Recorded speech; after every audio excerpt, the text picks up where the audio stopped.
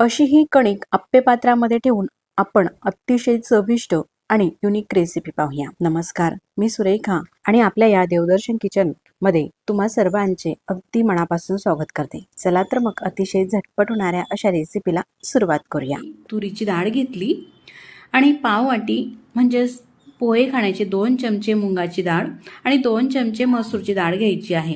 जर का मसूरची डाळ नसेल तुमच्याकडे तर फक्त मुंगाची डाळ आणि तुरीची डाळही तुम्ही घेऊ शकतात। पण तिघ प्रकारच्या डाळी घेतल्या तर हे वरण चवीला अप्रतिम लागते। आणि वरण खाल्ल्यानंतर तुम्हाला जर का ॲसिडिटी होत असेल तर ह्या मिक्स डाळीचं वरण नक्कीच करून पहा। चवीलाही छान लागते आणि ॲसिडिटीही होत नाही। तर ह्या डाळीमध्ये पाणी घालून 2 ते 3 पाण्याने स्वच्छ डाळी धुवून घेतल्या। त्यानंतर पाव चमचा हळद टाकली आणि साधारण 1 ग्लास पाणी घालायचं आहे। आता सगळं हे मिक्स करून घेऊ चमच्याने आणि कुकरचं झाकण लावायचं आहे। मीडियम गॅसवरती कुकरच्या 3 ते 4 शिट्या आपल्याला काढून घ्यायची आहे, म्हणजे छान असं मऊ लोण्यासारखं हे वरण शिजेल। आता डाळ ही शिजत आहे तोपर्यंत एक पसरट बाउल घेतलेला आहे आणि त्यामध्ये 2 वाटी गव्हाचं पीठ घेते। 2 वाटी पीठ घेतलेला आहे म्हणून अर्धी वाटी आपल्याला रवा घ्यायचा आहे। तर या ठिकाणी मी बारीक रवा घेतलेला आहे। बारीक रवा नसेल तर तुम्ही जाड रवा मिक्सरला थोडासा फिरून घ्या आणि मग घालू शकता। अर्धा चमचा ओवा घालायचा आहे। हातावरती असा थोडासा ओवा क्रश केला ना तर ओव्याचा फ्लेवर छान लागतो। चिमूटभर हळद घालायची आहे आणि चवीनुसार मीठ टाकायचं आहे। एवढे हे जिन्नस टाकल्यानंतर मिक्स करून घ्यायचंय। त्यानंतर तडका पॅन मध्ये साधारण 1 पडी आणि पोहे खाण्याच्या चम्मचने 4 चम्मच तेल गरम करून घ्यायचं आहे, कडकडीत असं। आणि हे कडकडीत तेल या पिठामध्ये टाकायचं आहे। त्यानंतर पाव चमचा म्हणजे पाव चमच्यापेक्षाही कमी थोडासा खाण्याचा सोडा घातला। तेल हे गरम आहे म्हणून हात न लावता चम्मचनेच मिक्स करून घ्यायचं आहे। मिक्स करून घेतलेला आहे। आता तेल हे थोडंसं गार झालं त्यानंतर हाताने सगळ्या पिठाला हे जे तेल आहे ते अशा प्रकारे लावून घ्यायचं आहे। सगळं मस्त मिक्स करून झालेलं आहे। त्यानंतर पाणी घ्यायचं आहे आणि अगदी थोडं थोडं पाणी टाकून ही कणिक आपल्याला मळून घ्यायची आहे। कणिक मळत असताना अशी ही घट्टसरच मळायची आहे आणि त्यानंतर अशा प्रकारे तिला मळून घ्यायची आहे, म्हणजे ती छान अशी स्मूथ होते। ह्या प्रकारे कणिक मळलेली आहे। आता झाकण ठेवते आणि 10 मिनिटासाठी असंच झाकून राहू द्यायचं आहे। साधारण 10 मिनिटं झालेले आहे। आता कणिक पाहू, अशी ही मुरलेली आहे। आपण यामध्ये रवा घातलेला आहे म्हणून थोड्या वेळासाठी मुरू द्यायची आहे।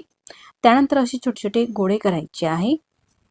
आता एकसारखे असे आकारामध्ये हे उंडे व्हावे त्यासाठी आप्पे पात्रामध्ये ठेवत घ्यायची आहे। तर ही रेसिपी बनवायला अतिशय सोपी आहे। जेव्हाही आपल्याला भाकरी किंवा चपात्या बनवण्याचा कंटाळा येतो ना त्यावेळेस अगदी झटपट ही रेसिपी बनत असते। लहान मुलांपासून ते ज्येष्ठ मंडळीपर्यंत सगळ्यांनाच आवडणारी अशी ही रेसिपी आहे। आता सगळ्या कणिकचे हे उंडे आप्पे पात्रामध्ये ठेवून घेतलेले आहे। तुम्ही अशी सुद्धा ही रेसिपी करू शकतात। त्यानंतर आप्पे पात्र मी हे गॅसवरती ठेवलं आणि त्यामध्ये तेल टाकलं थोडंसं। तेल गरम होऊ द्यायचं आहे। तेल किंवा तुपाचा वापर करू शकता किंवा न घालता सुद्धा तुम्ही ही रेसिपी करून घेऊ शकता। गॅस अगदी कमी केलेला आहे। सगळे आप्पे पात्रांमध्ये हे उंडे ठेवून घेतलेले आहे। त्यानंतर झाकण ठेवायचं आहे आणि 2 मिनिटांसाठी गॅस अगदी कमी करून असंच हे आप्पे पात्र गॅसवरती राहू द्यायचं आहे। 2 मिनिटांनंतर मी तुम्हाला दाखवते। तुम्ही पाहू शकतात ही बाजू मस्त शेकली गेलेली आहे। त्यानंतर पलटून घ्यायची आहे। गॅस मात्र कमीच ठेवायचा आहे, अजिबात मोठा आपल्याला ठेवायचा नाही। आणि कमी गॅसवरती मस्त अगदी कुरकुरीत असे हे बट्ट्या होत असतात। तर खानदेशामधील प्रसिद्ध अशी ही रेसिपी आहे। कुठल्याही प्रकारचं वहन न वापरता आप्पे पात्रामध्ये अगदी झटपट 4 ते 5 मिनिटाच्या आतमध्येच या बट्ट्या होत असतात आणि अजिबात तेलकट नाही। सगळ्या ह्या बट्ट्या पलटून घेतलेल्या आहे। मस्त एकसारख्या शेकल्या गेलेल्या आहे। पुन्हा झाकण ठेवते आणि पुन्हा 1.5 ते 2 मिनिटांसाठी राहू द्यायचं आहे। त्यानंतर चेक करून दाखवते मी तुम्हाला। खालची बाजू सुद्धा अशी मस्त ही शेकली गेलेली आहे आणि दोघं बाजूंनी अशी मस्त या बट्ट्या शेकल्यानंतर गॅस आपल्याला बंद करायचा आहे। आणि तुम्ही पाहू शकतात किती सोपी रेसिपी आहे आणि अगदी झटपट आहे। तितकीच चवीला सुद्धा ही रेसिपी लागत असते। मस्त अशा एकसारख्या आपल्या बट्ट्या झालेल्या आहे। आता या बट्ट्या अशाच गरम राहू द्यायच्या आहे। तोपर्यंत आपलं वरण सुद्धा हे शिजलेलं आहे। डाळ मी तुम्हाला कुकर हे उघडून दाखवते. डाळ मस्त अशी मऊसूत शिजलेली आहे. त्यानंतर रवीने ही डाळ आपल्याला घोटून घ्यायची आहे. छान अशी स्मूथ ही डाळ झाल्यानंतर गॅसवरती आपल्याला कढई ठेवायची आहे आणि कढईमध्ये एक मोठा चमचा तेल टाकायचं आहे. त्यानंतर गॅस चालू करते आणि तेल छान गरम होऊ द्यायचं आहे. तेल गरम झाल्यानंतर पाव चमचा मोहरी आणि पाव चमचा जिरे टाकायचे आहे. थोडीशी तडतडल्यानंतर 2 ते 3 तेजपत्त्याचे पानं टाकायचे आहे आणि 8 ते 10 कढीपत्त्याची पानं घालते. ही थोडीशी फ्राय झाली का त्यामध्ये 1 चमचा लसूणची पेस्ट टाकते. साधारण 7 ते 8 लसूणच्या पाकळ्या ठेचून घेतलेल्या आहे बारीक अशा, त्या परतून घ्यायच्या आहे. थोडंसं परतून घेतल्यानंतर एक मीडियम साईजचा कांदा बारीक चिरून घेतलेला आहे. साधारण 1 वाटी कांद्याचे कांदा घालायचा आहे आणि परतून घ्यायचा आहे. कांदा परतत असतानाच त्यामध्ये चिमूटभर हिंग घालायचं आहे. कांदा असा अर्धवट भाजू द्यायचा आहे. त्यानंतर या ठिकाणी 2 मीडियम साईजचे टमाटर बारीक चिरून घेतलेले आहे. साधारण 1 वाटी एकदम फाईन बारीकच टमाटरचे काप करायचे आहे आणि कांदा हा अर्धवटपेक्षा थोडा जास्त भाजून झाल्यानंतर हे टमाटरचे काप त्यामध्ये टाकायचे आहे आणि परतून घ्यायचे आहे. आता त्यामध्ये चवीनुसार मिरची पावडर टाकायची आहे. मीडियम चवीची मिरची पावडर आहे म्हणून मी 2 चमचे मिरची पावडर टाकते. अर्धा चमचा धनेपूड घालते आणि पाव चमचा गरम मसाला टाकते.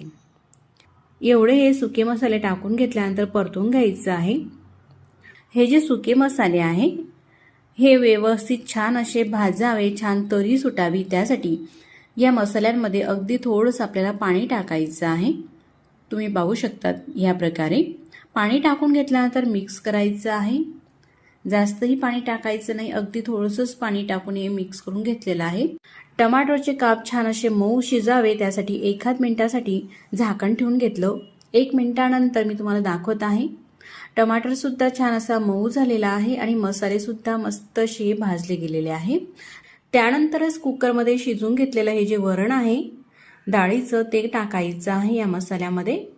असं व्यवस्थित छान मिक्स करून घेतलं का त्यामध्ये पाणी घालायचं आहे. कुकरला काही प्रमाणामध्ये डाळ ही चिटकलेली होती म्हणून त्यामध्ये थोडं पाणी टाकलं आणि पाणी टाकून घेतल्यानंतर आपल्या आवश्यकतेनुसार या वरणामध्ये पाणी टाकायचं आहे. पाणी टाकताना मात्र गरमच पाण्याचा वापर करा. तुम्ही पाहू शकता इतपत साधारण 2 ते 2.5 ग्लास पाणी टाकून घेतलं. इतपत हे पातळसर आहे, मात्र नंतर हे जसं थंड होतं तसं घट्टसर होत असतं. चवीपुरतं मीठ टाकायचं आहे. साधारण 1 चमचा मीठ टाकून घेतलेला आहे. आता ह्याच्या वरणाला मस्त खडखडून आपल्याला उकळी येऊ द्यायची आहे आणि उकळी आल्यानंतर गॅस कमी करायचा आहे म्हणजे वरणाला अशी छान तरी सुद्धा येते. कमी गॅसवरती 1 ते 2 मिनिटं शिजून घेतलेलं आहे. नंतर अगदी कमी गॅसवरती शिजवल्यामुळे मस्त वरणाला तरी सुद्धा आलेली आहे आणि रंगही छान लाल दिसत आहे. आता अगदी झटपट आपली ही वरणबट्टी तयार झालेली आहे. मग जेवणाची तयारी करून घेऊया. ताटामध्ये ह्या बट्ट्या ठेवते. 4 बट्ट्या ठेवून घेतलेले आहे. रंगही किती मस्त दिसत आहे बट्ट्यांना. सोबतच वरण सुद्धा वाढायचं आहे. तर खानदेशमधील अगदी प्रसिद्ध ही डिश आहे. भंडाऱ्याचा कार्यक्रम असो किंवा लग्न पंक्ती असो त्यावेळेस अशा प्रकारच्या ह्या वरणबट्ट्या नक्कीच बनवल्या जातात. आता ही वरणबट्टी खायची कशी, खानदेशमध्ये कशी खाल्ली जाते ते मी तुम्हाला सांगते. अशा प्रकारे ही बट्टी घ्यायची आहे आणि हाताने चुरून घ्यायची आहे. तुम्ही बट्टी पाहू शकतात. अशी लगेचच ही चुरली जाते. एवढी सॉफ्ट आणि मस्त दाणेदार अशी ही बट्टी होत असते. अशा प्रकारे बट्टी ही वरणामध्ये चुरली जाते खानदेशमध्ये. आता ही बट्टी चुरून घेत आहेत तोपर्यंत तुम्हाला हा व्हिडिओ कसा वाटला मला कमेंट्स करून नक्कीच कळवा आणि थोडा सुद्धा कुठेतरी आवडला असेल तर नक्कीच व्हिडिओला लाईक करा. चॅनलवरती नवीन असाल तर चॅनलला सबस्क्राईब करा. आधी सबस्क्राईब केले असतील तर मनापासून धन्यवाद. आता आपल्याला जेवढी हवी तेवढी बट्टी चुरून घ्यायची आहे किंवा अशा प्रकारे सुद्धा बुडून तुम्ही खाऊ शकतात. पण अशा प्रकारे बुडून खाण्यापेक्षा अशी चुरलेली बट्टी चवीला मस्त अशी लागते. अशी सुद्धा बट्टी खाऊ शकतात किंवा यावरती थोडंसं तूप टाकायचं आणि मग वरणामध्ये मिक्स करून खायचं. चवीला अप्रतिम आणि जेवणाची लज्जत वाढवणारी, जिभेची चव वाढवणारी अशी झटपट होणारी वरणबट्टी तुम्ही सुद्धा नक्कीच करून पहा. मग पुन्हा भेटू नवीन छानशा रेसिपी सोबत.